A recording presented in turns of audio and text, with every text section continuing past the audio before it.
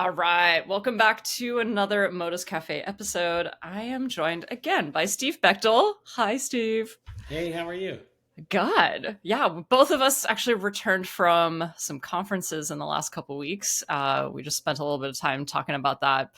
But yeah, it's always fun to, as coaches, it's really fun to go meet other coaches and talk with other coaches, and hopefully Steve and I will go to something together soon. I know. Maybe I maybe hope we another get to strength and go conditioning and coach. teach at one together soon. That'd Yeah, be that good. We would be haven't done that in awesome. a long time.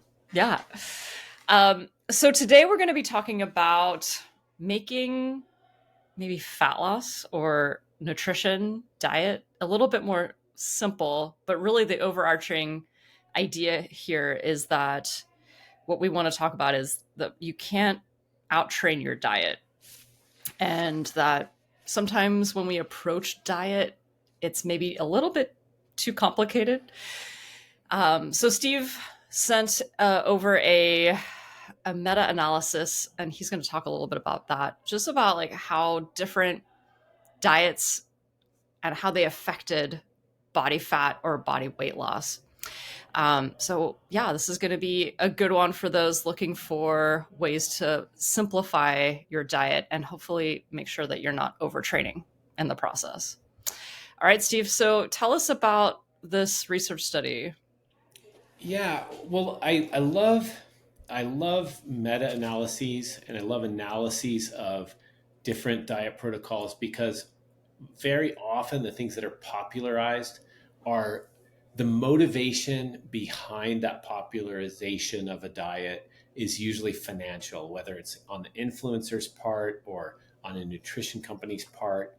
Um, and so I think that when you have somebody that's proselytizing about, oh, we should eat only this food or we need to eat this specific combination of foods, um, there it's really important that we look at it very scientifically or very neutrally and go, man, am I being sold to or am I being educated here?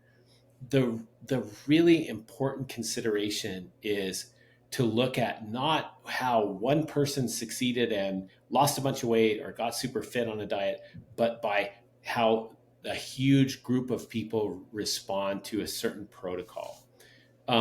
There's a popular documentary called The Game Changers on Netflix, I think it was, and it was about vegan athletes, and it's real inspiring, really interesting. But they're calling out these individual athletes. They're like, this person succeeded on this diet, this person succeeded on this diet, but then you have hundreds of thousands of other people that succeeded on a non-vegan diet and outperformed these individuals in competition.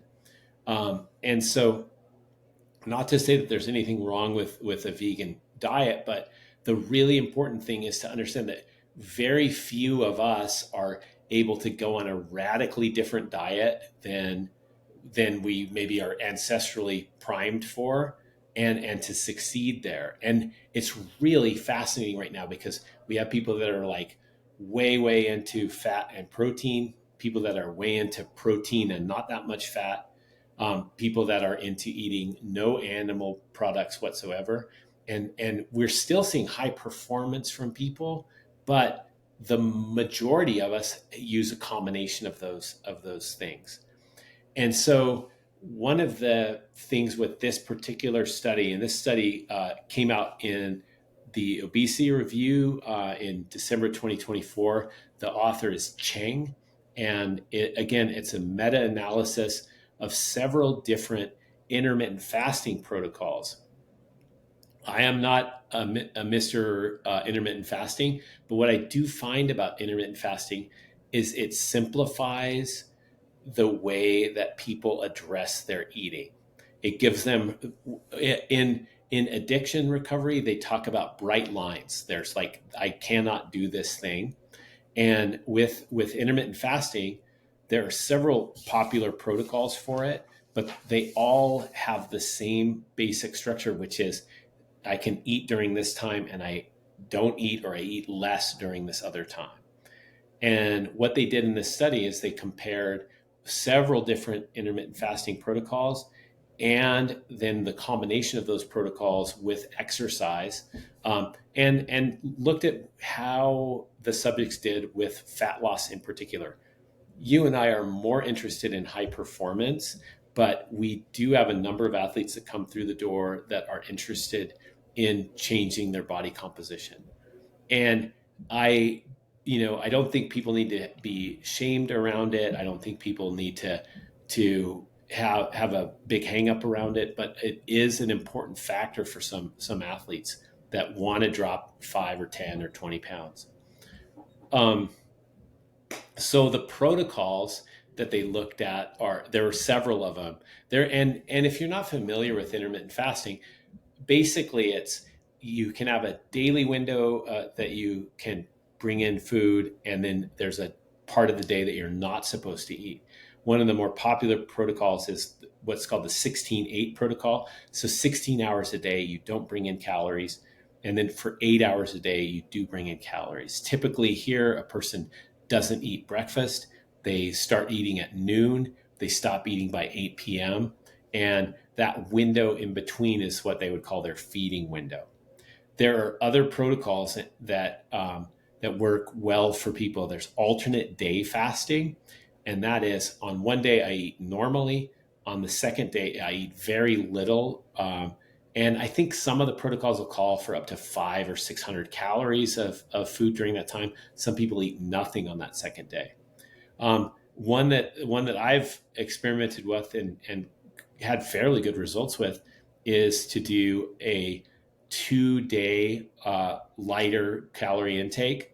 And really what I do on those days, and this is called a 5-2 protocol. You have 5 days of the week, normal eating. And on 2 days a week, you don't eat until the last meal of the day. So you just have a dinner meal. One of the other popular protocols is the 1 meal a day, or the OMAD. And that is one where the person doesn't eat until the last meal of the day. They only eat dinner. This is one of the more challenging ones, and one of the ones where people don't see tremendously good results. And but again, all of these things have this structure of like, I can't eat here and I can eat here. And that really works well with our psychology, much more probably than the specifics of the physiology, because the results are fairly similar, or the feelings, the experiences, all those sorts of things are fairly similar for the athletes that are doing these nutritional programs. And so the study looked at several of these things and then compared them to, how do these work alone? How do they work in combination with exercise? And there was some kind of surprising results here. Yeah. Awesome. Yeah. And just a reminder, this is just a study looking at different intermittent fasting protocols, that not looking at macronutrient, even like vegan or carnivore. So those things were not considered in this meta-analysis. Awesome. Okay, so then they looked at, was it nine different trials, but it looked like it's about 11 different protocols plus a control. Yeah. Um, And yeah. yeah, and so pretty complicated, a whole bunch of data to crunch. And they the really cool thing is the way that they analyze the data gave us a pretty good indication that there are some best practices here, and that's what I'm always looking for. It's like, what's going to work for most of the people most of the time. And so the main protocols that they looked at were this 5-2 diet, alternate day fasting, time restricted eating, which was a 16-8 protocol. And then they looked at the exercise protocols were high intensity interval training, moderate intensity continuous training, which is really kind of zone 2 training, and then the combination of resistance training, workouts, and aerobic exercise. And then they looked at these different combinations of these things through the different studies that had been done. And one of the things that was very apparent and significant was that just exercising just doing aerobic exercise and lifting, or just doing high intensity interval training and not paying attention to your nutrition, didn't result in significant weight loss for the athletes. And I think that that's a really important point. You made it on the lead in, is that you can't out train a crappy diet. And a lot of people do this exercise, or they have this mindset towards exercise of like, I am going to punish myself with exercise so I can reward myself with poor food choices. And I hate to like label foods as good or bad, but typically what this hard exercise followed by reward eating results in is eating more calories than we probably feel like we need to eat at that time, but feeling like we have earned it or deserve it or whatever. We earn and deserve every single meal.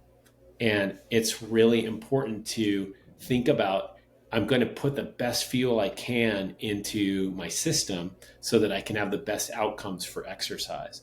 And so this reward style eating tends to be high in fat and sugar combinations, which isn't a really naturally occurring combination of food, uh, and tends to be lower in protein. We're kind of eating to kind of get some energy back.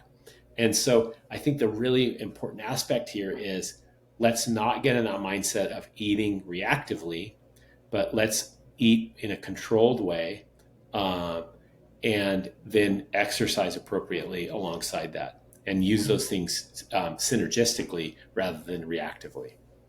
Yeah, totally. This, I feel like I always hear, oh, I ate this, and this yesterday, so therefore I have to do this, and this today.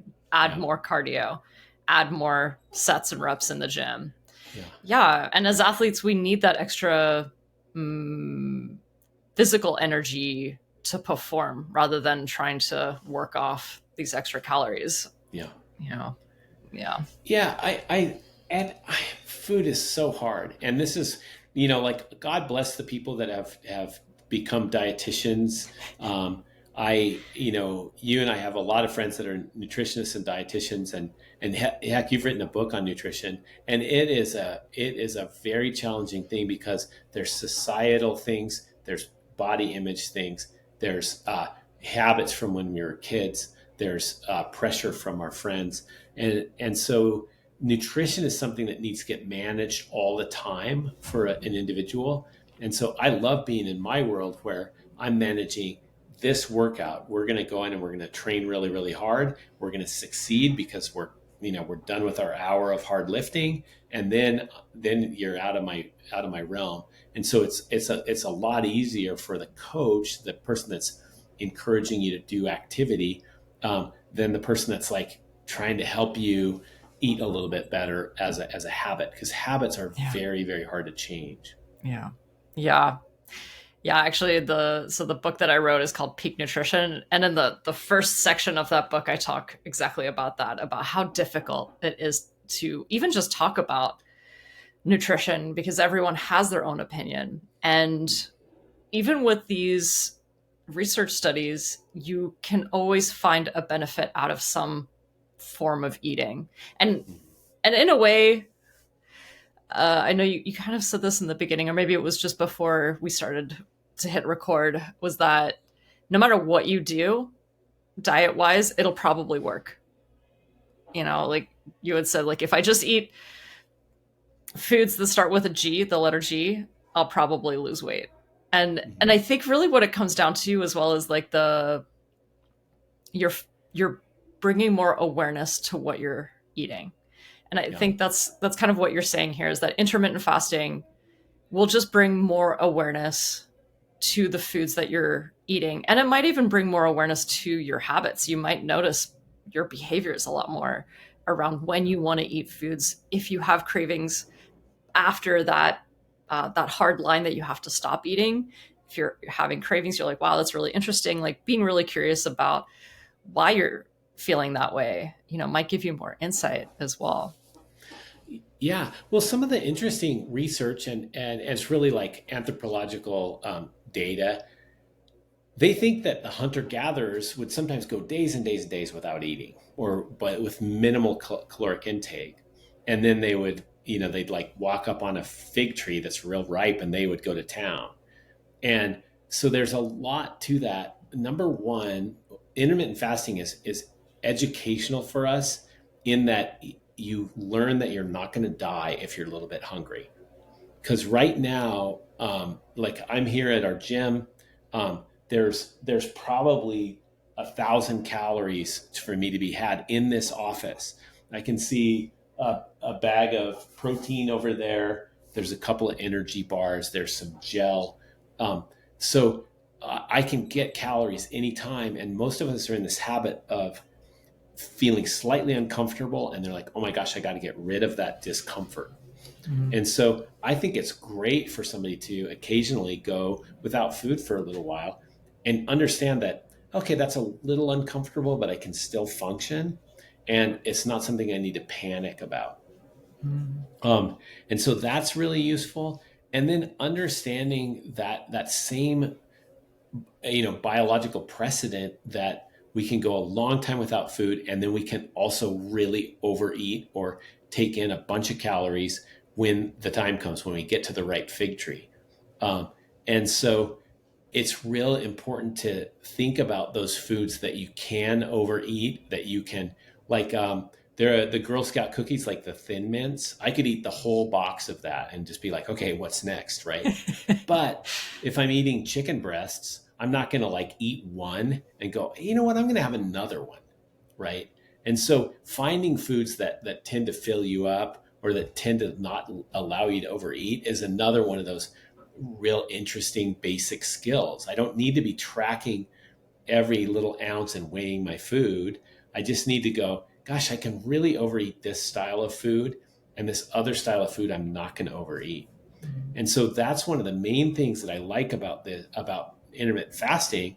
When people do that, they're like, yeah, I'm building these rules for myself.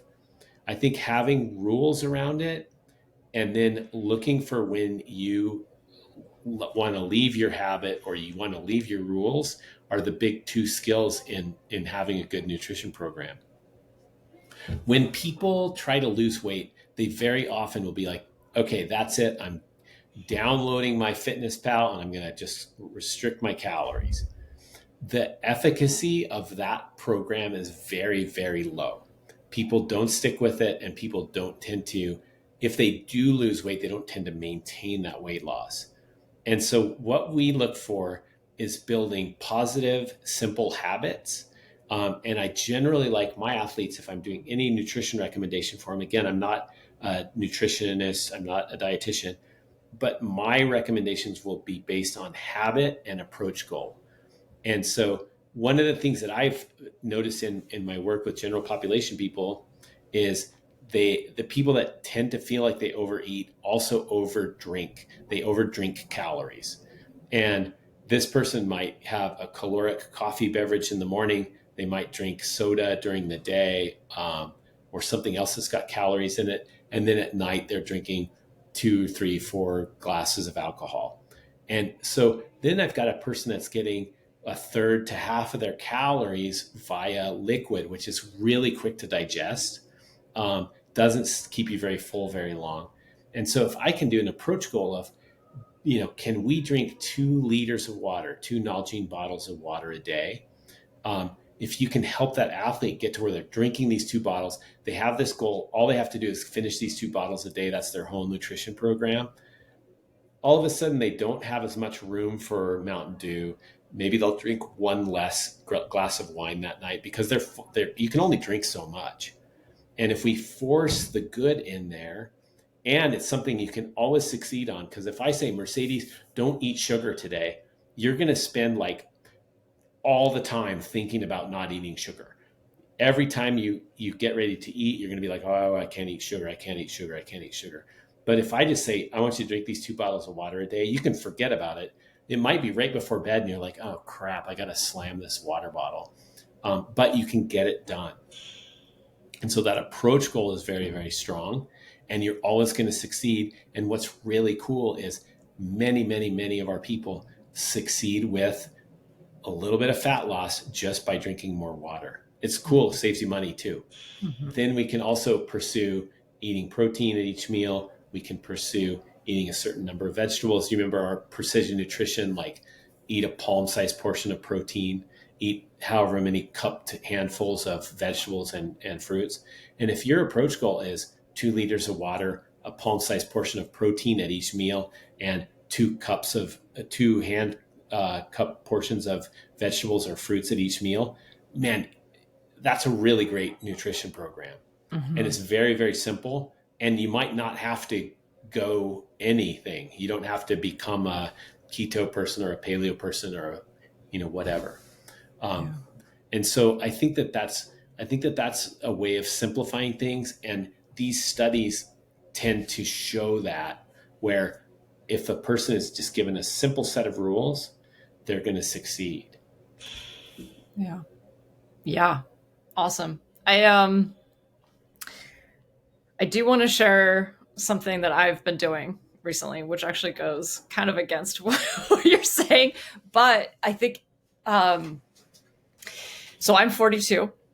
I'm definitely noticing changes in the way that my body responds to certain things. And I would say that my diet for the most part of like most of my life has been pretty good. Like I've done precision nutrition for many, many years, and I would say that's like my foundation of Mhm. nutrition, and that's what I talk a lot about in Peak Nutrition in the book.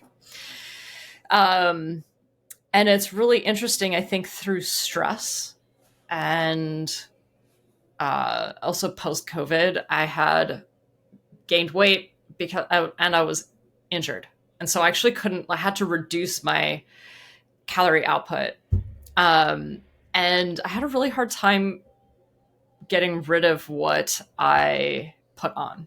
Yeah. Um, and so what I actually did was I hired my best friend, like really good friend of mine, who's a nutritionist. And the first thing we did actually was just focus on protein. And I want to reiterate what you said about putting more good in, because Mhm. that there's just not enough room for this other stuff to come in. And you don't Yeah. have time sometimes to eat the other stuff either. Yeah.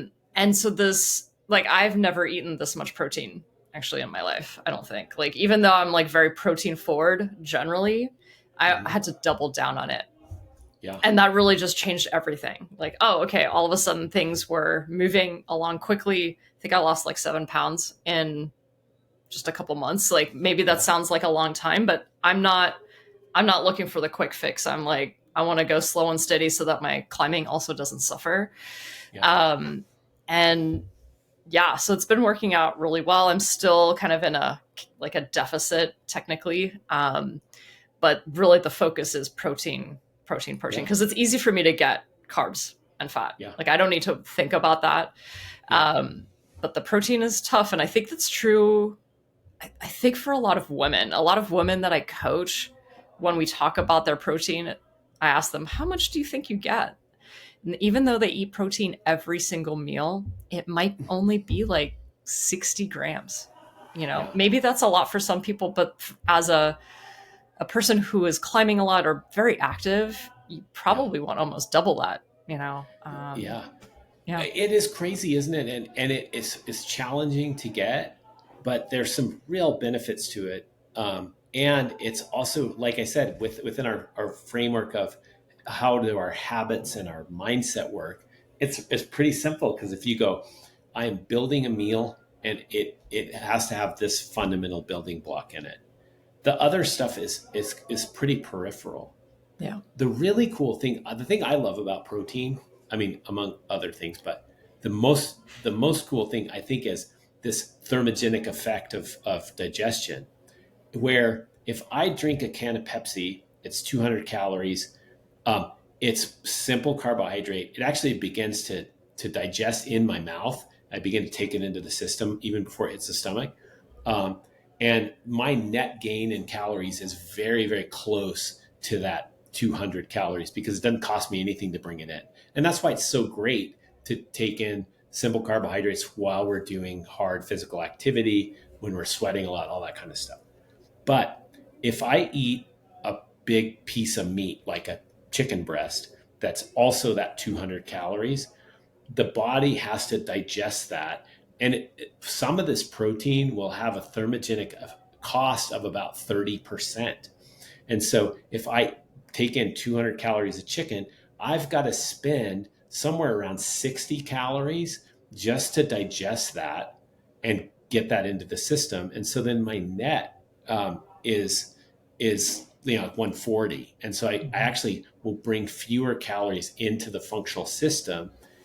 And it's not that you don't want to bring in those calories of protein, but the really important part is it slows down your metabolism and you're actually having to work to digest some of this food. Same thing with like high fiber foods, some of the fattier foods. But I think the really key thing that you brought up there is that it feels like a lot of this thing, but we've habitually come up not eating very much of that. And there's so much available that's processed carbohydrate based food now. Yeah. Like cereal is wildly available. But again, if we were like in a hunter gatherer aspect, like that protein, you're going to be like, that is food. And it's Mhm. easy to, relatively easy to find food, and I know I can eat that stuff, and so there's a high likelihood that many of the hunter gatherers ate a majority of their food in the form of protein. Yeah. So, um, and and it helps us recover from exercise, and and again, it's fairly simple rather than having to like measure and weigh and whatever else. Mhm. But when we look, let's, just to kind of, this is kind of getting to be a big conversation, but when we cycle back to what they found in this study, the really important aspect is that the most effective protocols for fat loss were some attention to nutrition and a combination of exercise. And the one that stood out above all others was this alternate day fasting, which was they ate normally on one day and then they ate like around 500 calories the second day, and they went back and forth between those. And then they did medium intensity continuous training, which is very popularly known as zone 2 training. But really, it's in this protocol, I think they were saying 55 to 75% of your max heart rate. Um, and and the zone 2 people will be all over the place on that stuff, but it's in that area. Um, like conversational intensity, something you can keep up for a long period of time. And so if we could build a simple habit of like, I exercise every single day. I'm going to make that rule for myself. My exercise might be walking around the block for 15 minutes, or it might be a hard workout at the gym, but I'm going to commit to that every single day. Bright line. I exercise every single day.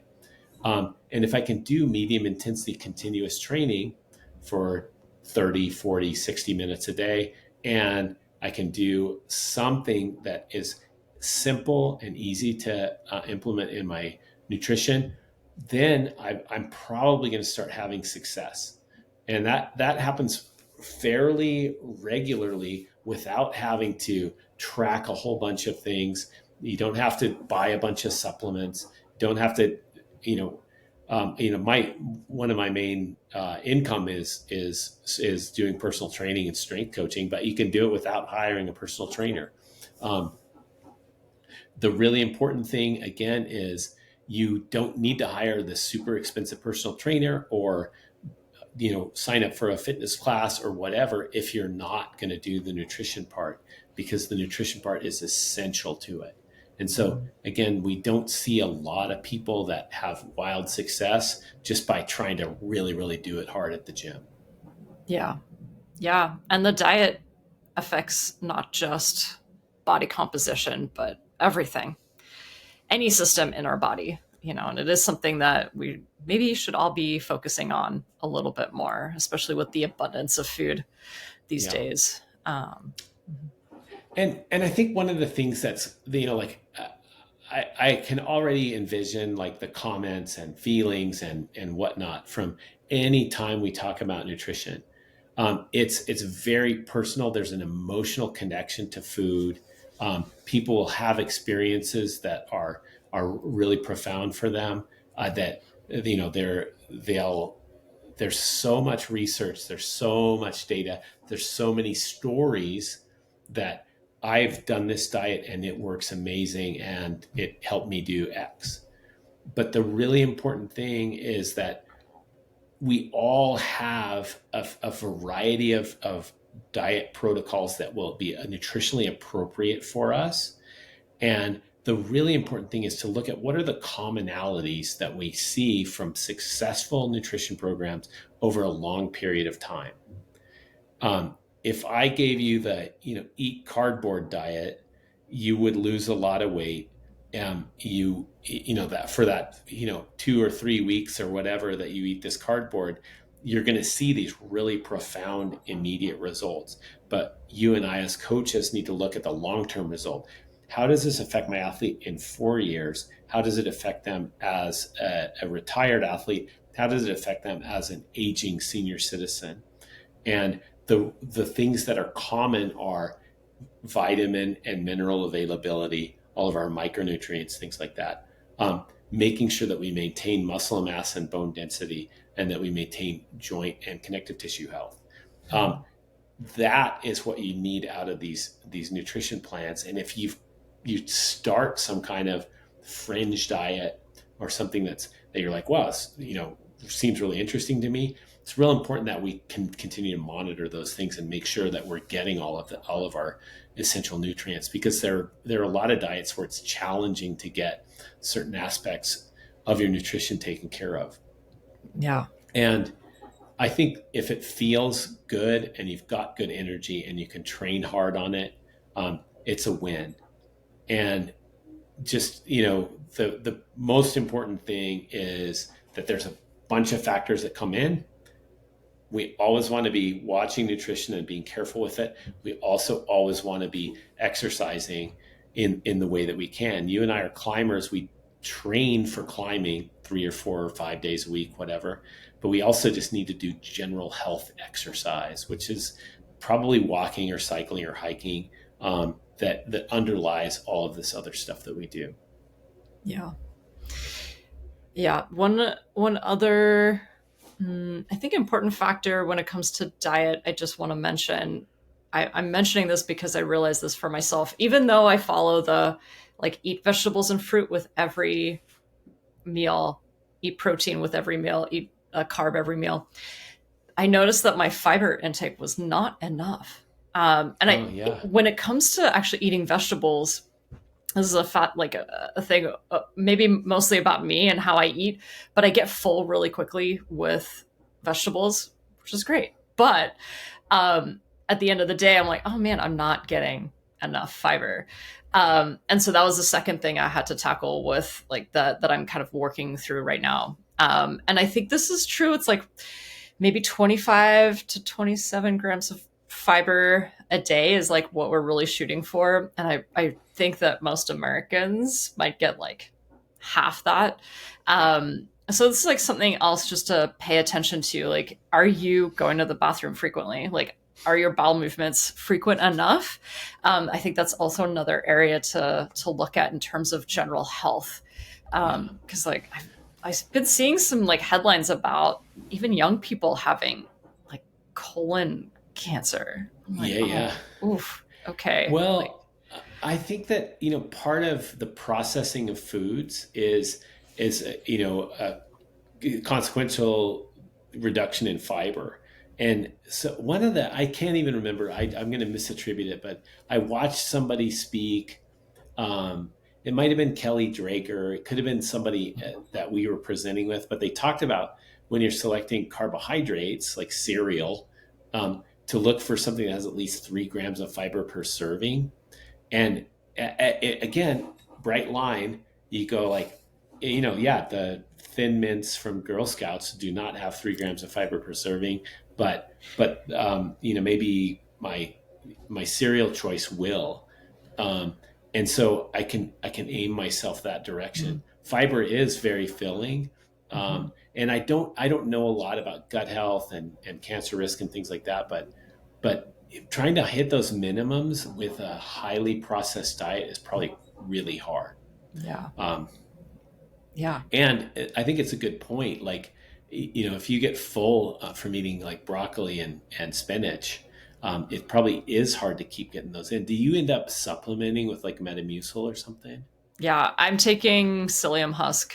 Okay. Like I don't need a lot. Like luckily I like most of my diet's pretty good with the carbs that I'm choosing. Yeah. But yeah, at least once a day I have to take the psyllium husk, and that's working Yeah. really well. Yeah. Yeah. But I like that rule of like the 3 gram thing, and actually like I really love seeded breads, and normally seeded breads have higher fiber, but I actually went and looked at every single loaf on sale to see what the grams were. It has actually, it's still really low. Like a lot of Huh. them are like 2 grams. Yeah.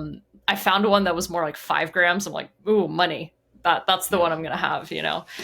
Yeah. Yeah, Yeah. Probably have to get like Ezekiel bread.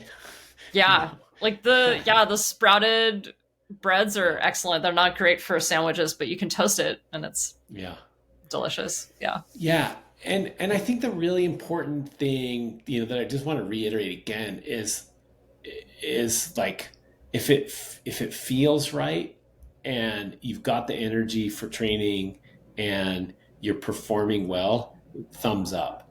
Mhm. What's really tough, and we see it a lot, we've experienced a lot with our friends, with our athletes that we train, is people get obsessive about dropping their body weight, trying to work and to exist at these really low levels of body fat or body composition, um, and it gets dangerous in a big hurry. And so we always are looking at those high performance numbers, like how strong are you when you're strong? Um, are you experiencing lots of injuries? Are you having trouble sleeping? How's your mood? All those sorts of things. And most of us operate at a really optimal level at a slightly higher body fat than we might like imagine we should have when we look at ourselves in the mirror. But the really critical aspect of this is this longitudinal look at yourself as an athlete. Strong athletes tend to perform better over the long period of time. They tend to get injured less. People that have a little bit of excess calorie intake tend to have better training outcomes than people that have a little bit too little caloric intake. And understanding that it's just one small piece, this nutrition is just one small piece of performance. And like, I can't emphasize enough that this body that you have is this miracle thing, and you need to love it and take the best care you can of it, and stripping it down to no body fat is not the way to do that. Mhm. um, I think that trying to maintain a healthy weight, not being on high levels of obesity or over fat, those sorts of things are important. But once you're within those normal zones, I think that people need to understand that at this point is probably not pursuing losing weight, but doing more with what your body can output that is going to be your road to success. Yeah. Amazing. That's a great place to stop. We'll stop right there. That was awesome. Well, thanks so much, Steve. We'll link this research study in the description. And yeah, we'll catch you in the next one. If anyone has comments, I'm sure we'll get a lot of comments. I will reply to every single one of them. So yeah, leave your comments below. Thanks a lot, Steve. All right. Have a Thank great you. one. Good to see you.